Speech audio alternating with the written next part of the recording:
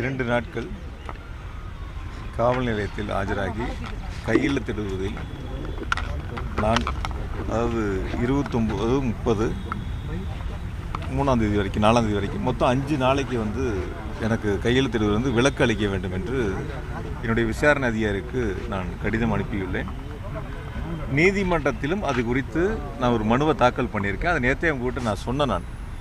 முழுமையாக அது சொன்னேன். நான் 5 நாள் நான் அவகாசம் கேட்டிருக்கேன். அதுக்கு காரணம் என்னுடைய வழக்கு உச்சநீதிமன்றத்தில் வருவதால் அது குறித்து மூத்த வழக்கறிஞரிடத்தில் நான் பேச வேண்டியிருக்கிறது, சில ஆலோசனைகளை செய்ய வேண்டியிருக்கிறது, எந்த வழக்கை தாக்கல் செய்வது குறித்து பேச வேண்டியிருப்பதால் 5 நாட்கள் அவகாசம் வேண்டும் என்ற ஒரு கோரிக்கை மனுவை வழங்கியிருந்தேன். நீதிமன்றத்திலும் அது குறித்து ஒரு மனுவை தாக்கல் செய்திருந்தேன். 2 நாளில் அந்த பணி முடிஞ்சிருச்சு. அதனால் நான் நேற்றே கையெழுத்திடக்கூடிய பணிகளும் கேள்விக்கு பதிலளிக்கக்கூடிய பணிகளும் தொடங்கி இருக்கின்றேன்.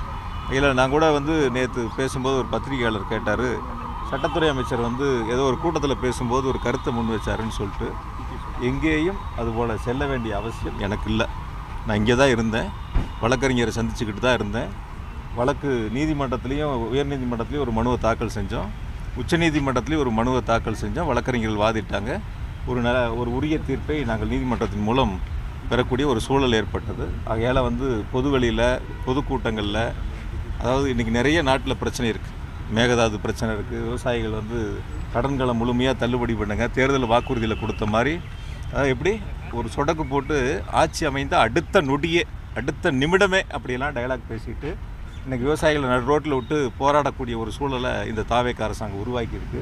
இதிலெல்லாம் கவனம் செலுத்தாமல் வழக்கு போடுறது, கைது பண்ணுவது, வழக்கு தொடர்பில்லாதவர்களை இந்த வழக்கிலே சேர்ப்பது, இது போன்ற ஒரு செயல்களில் இந்த அரசு ஈடுபட்டு கொண்டிருக்கின்றன. ரொம்ப முழுமையாக நான் அதுக்குள்ளே போக விரும்பலை. ஏன்னா இப்போ விசாரணை நடந்துகிட்டு இருக்கு. நானும் விசாரணைக்கு ஆஜராகி பதில் சொல்லிட்டு இருக்கேன். இதெல்லாம் முழுமையாக முடியட்டும். நான் இன்னொரு நாளில் பொறுமையாக உங்களை சந்திக்கிறேன். டார்கெட் பண்ணுறதுக்கான காரணம் என்ன சார்? ஏன்னா அடுத்தடுத்து வழக்குகள் உங்கள் மேலே தான் போடப்பட்டிருக்கு. அதுக்கு காரணம் என்ன? உங்களோட குறி வச்சு கைது பண்ணுற மாதிரியான நடவடிக்கைகள்லாம் இல்லை, எனக்குன்னு இல்லை, பொதுவாக நீங்கள் பார்த்துருப்பீங்க. இப்போ எல்லாத்துக்கும் தான் வருது. இப்போ எங்களுடைய மூத்த அமைச்சர்கள் மீதும் வழக்குகள் போடப்பட்டிருக்கின்றன. யாரெல்லாம் என்னென்னலாம் அவங்க என்னப்பா செஞ்சிட்ருக்காங்கிறதும் தெரியும். இப்போ தானே ஆகிருக்கு. பாவம், டைம் இருக்குது, பார்ப்போம் இன்னும் என்னென்னலாம் செய்ய போகிறாங்க, எப்படிலாம் மக்கள் பிரச்சனைகள் எப்படி கவனம் செலுத்த போகிறாங்க, இது போன்ற நிகழ்வுகள் எப்படி அரசாங்கம் கவனம் செலுத்துங்கிறது பொறுமையாக இருந்து பார்ப்போம். பொதுவாக ஒரு விஷயங்கள் நான் நேற்றே உங்கள்கிட்ட சொன்னேன் சார், ஒரு வழக்கில் 2 வழக்கில் எத்தனை வழக்குகள் எதிர்கொண்டாலும் சந்திப்பதற்கு தயாராக இருக்கும். நான் ஏற்கனவே ஒரு 1.25 வருஷம் சிறைவாசங்கள்லாம் பார்த்தவன். அதெல்லாம் அஞ்சு பயந்தெல்லாம் ஓடக்கூடிய ஆள் நான் கிடையாது. அதெல்லாம் சந்திச்சுட்டு வந்த ஆள் தான். அதனால் ஏற்கனவே என்னுடைய 50 ஆண்டு கால பொது வாழ்வில், என்னோடய வயசு 50, 30 வருஷம் நான் பொது வாழ்வில் இருந்திருக்கேன். 20 வருஷத்தை கடந்து சட்டமன்ற உறுப்பினராக பணியாற்றிட்டு இருக்கேன். எனக்கு மக்கள் அந்த அங்கீகாரத்தை கொடுத்துருக்காங்க. என்னுடைய தலைவர், கழகத் தலைவர் மாண்பு தளபதி அவர்கள் எனக்கான ஒரு அங்கீகாரத்தை கொடுத்துருக்குறாங்க. மக்கள் பணியாற்றக்கூடிய வாய்ப்பை கொடுத்துருக்காங்க. அதனால் நான் எந்த வழக்கை கண்டு அஞ்ச போவதில்லை, அஞ்சுவதற்கான வாய்ப்புகளும் இல்லை. சட்டப்படி எதிர்கொள்வோம்.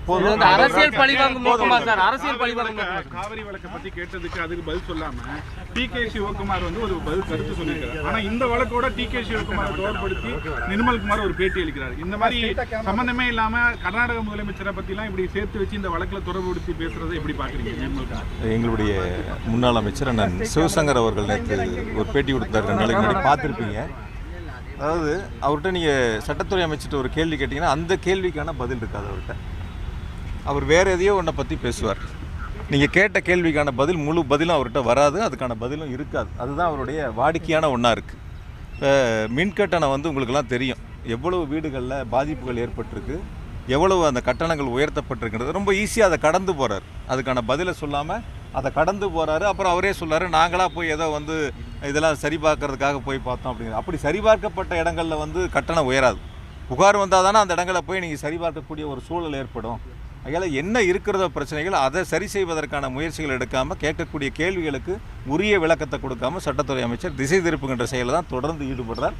அந்த முயற்சி தான் அவர் முன்னெடுக்கிறார். அவங்க ஆட்சியில் நடக்கிறதுக்கு வெளியில் தெரியாமல் இருக்கிறதுக்காக இது மாதிரி தொடர்ந்து எதிர்கட்சியின் மேலே உண்டான வழக்கு. இந்த தாவேக அரசு அமைந்து இந்த குறுகிய நாட்களிலேயே பல்வேறு பிரச்சனைகளை மக்கள் எதிர்கொண்டு